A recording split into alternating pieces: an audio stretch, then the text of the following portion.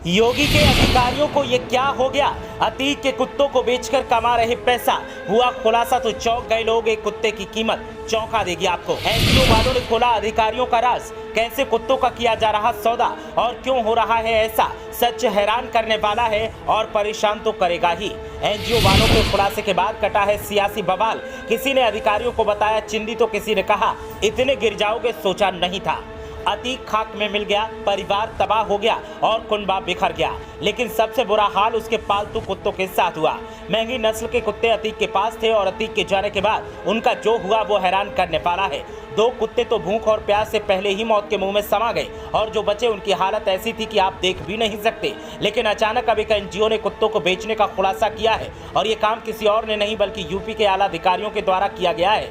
NGO ने कुछ ऐसे खुलासे किए हैं जिनसे हंगामा बरपा हुआ है और सवाल दागा जा रहा है कि आखिर अधिकारियों को इतनी पैसों की क्या जरूरत पड़ गई जो बेजुबानों का सौदा कर दिया। मामले पर अब अधिकारियों की लोग लंका लगा रहे हैं। यकीन नहीं आता तो फिर वीडियो देखिए, सच्चाई खुद ब खुद आपको समझ आ जाएगी। द लल्लन टॉप की एक खबर की माने तो सच शब्द आपको बताएंगे तो अतीक अहमद की हत्या के महीनों बाद उससे जुड़ा एक नया मामला सामने आया है। आरोप लग रहा है कि प्रयागराज नगर निगम ने कुत्तों को एक ब्रीडर को बेच दिया है। ये कुत्ते विदेशी नस्ल के हैं और काफी महंगे बताए जा रहे हैं। अतीक के पास कुल 5 कुत्ते थे। पांचों ग्रेट डेन नस्ल के थे।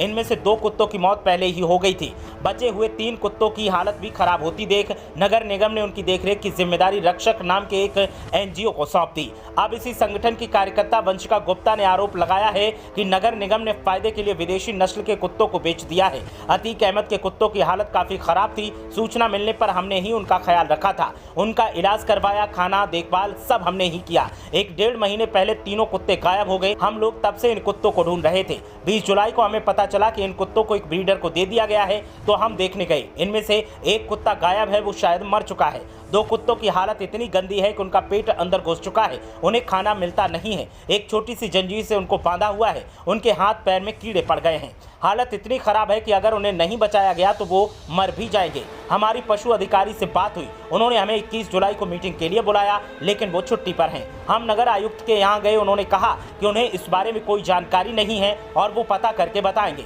मुझे पूरा शक है कि नगर निगम ने इन कुत्तों को बेचा है। अगर आप ब्रीडर्स को बीच में ला रहे हैं तो ये चीज कमर्शियल बन जाती है। ये बहुत महंगी नस्ल है, अगर उनका व्यापार करते हैं तो इन्हें अच्छा मुनाफा होगा। आज तक नगर निगम के सारे कुत्ते एनजीओ में ही आते हैं। सालों से हमने हर कुत्ते को संभालने की मदद की है, तो इस बार कुत्तों में इन्हें ऐसा क्या फायदा दिख गया कि इन्होंने हमको इन्वॉल्व करना जरूरी नहीं समझा। हम लोगों ने ही उनकी जान बचाई थी और खाना पीना खिलाया था। वहीं इस मामले को लेकर नगर निगम ने कैमरे पर बात करने से मना कर दिया। हालांकि उन्होंने इन आरोपों को झूठा बताया। अधिकारियों का कहना है कि इन कुत्तों को बेहतर देखरेख के लिए दूसरे संस्थान को सौंप दिया गया है। अब सच्चाई क्या है वो तो आने वाले वक्त में पता चलेगी। लेकिन एनजीओ के आरोपों के बाद तो हंगामा बरपा हुआ है और आला अधिकारियों पर सवाल उठ रहे हैं। कोई अधिकारियों के इस काम को निचले स्तर का बता रहा है तो कोई सरकार के इशारे पर ऐसा करने का दावा कर रहा है। देखना यह है कि जब मामले की जांच होती है तो निकल कर सामने क्या आता है। लेकिन फिलहाल हंगामा बरपा हुआ है।